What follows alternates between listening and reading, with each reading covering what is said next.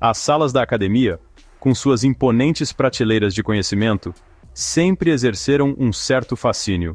Somos atraídos pela sabedoria dos estudiosos, aqueles que dedicaram suas vidas a desvendar questões complexas e dominar áreas intrincadas do estudo.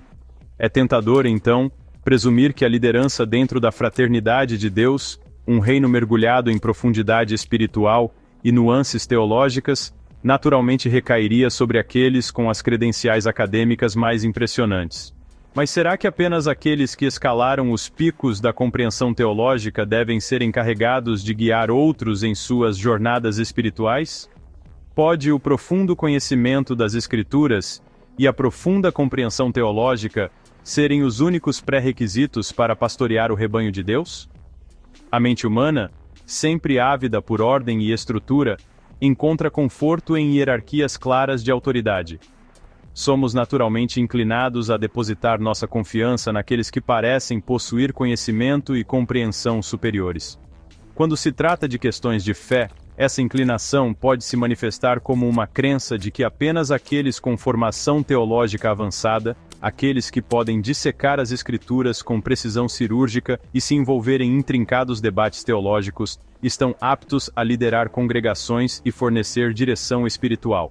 Essa perspectiva, no entanto, ignora uma verdade fundamental no coração da fé cristã. O poder de Deus é frequentemente mais evidente na humildade e na simplicidade.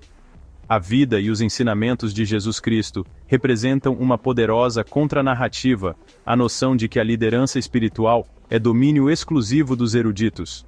Jesus, a personificação da sabedoria divina, não se cercou da elite religiosa de sua época, os escribas e fariseus que se orgulhavam de seu conhecimento da lei. Em vez disso, ele escolheu homens comuns, pescadores e cobradores de impostos, para serem seus companheiros mais próximos e os herdeiros de seus ensinamentos. Essa seleção deliberada, longe de ser arbitrária, fala muito sobre a verdadeira natureza da liderança espiritual. Jesus, em sua infinita sabedoria, reconheceu que a autoridade espiritual não é concedida aos mais instruídos, mas àqueles cujos corações estão abertos à graça de Deus e que possuem a humildade de serem vasos de seu amor.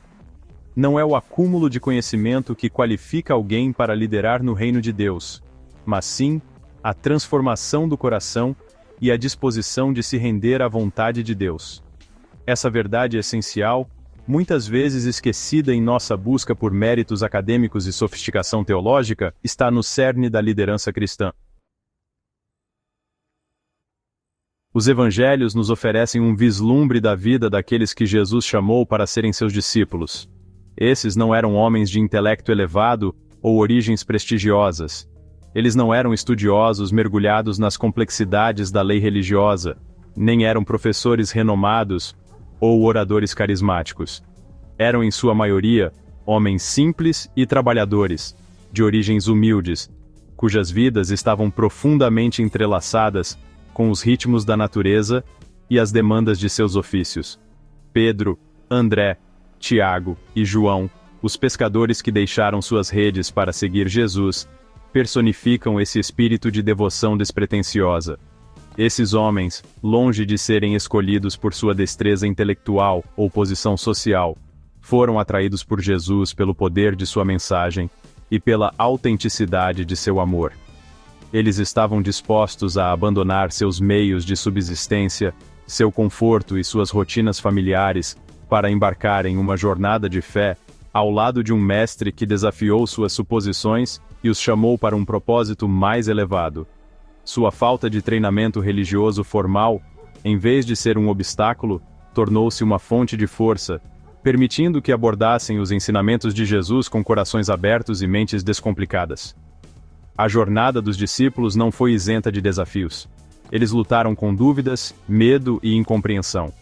Eles tropeçaram e vacilaram, às vezes sem conseguir compreender o significado completo das palavras de Jesus ou a natureza radical de sua missão.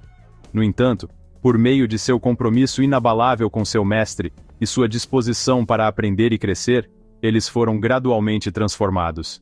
Eles testemunharam em primeira mão o poder dos milagres de Jesus, a profundidade de sua compaixão e a certeza inabalável de seu amor. A história dos discípulos serve como um poderoso lembrete de que Deus frequentemente escolhe o inesperado, o aparentemente não qualificado, para realizar seus propósitos. Não são nossas realizações humanas ou nossas capacidades intelectuais que nos tornam dignos do chamado de Deus, mas sim nossa disposição de nos render à sua vontade e sermos usados como instrumentos de sua graça. A transformação dos discípulos de pescadores comuns em corajosas testemunhas do Evangelho ressalta o poder transformador da fé e a natureza ilimitada do amor de Deus. As Escrituras, tanto no Antigo quanto no Novo Testamento, fornecem orientação atemporal sobre as qualidades que devem caracterizar aqueles que aspiram a posições de liderança espiritual. Essas qualidades, longe de enfatizar a destreza intelectual ou a acuidade teológica, centram-se na integridade moral, humildade e um compromisso profundo em servir aos outros.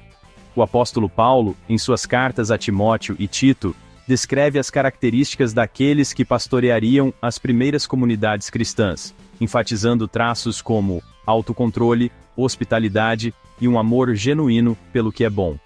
O retrato bíblico da liderança contrasta fortemente com as noções mundanas de poder e autoridade.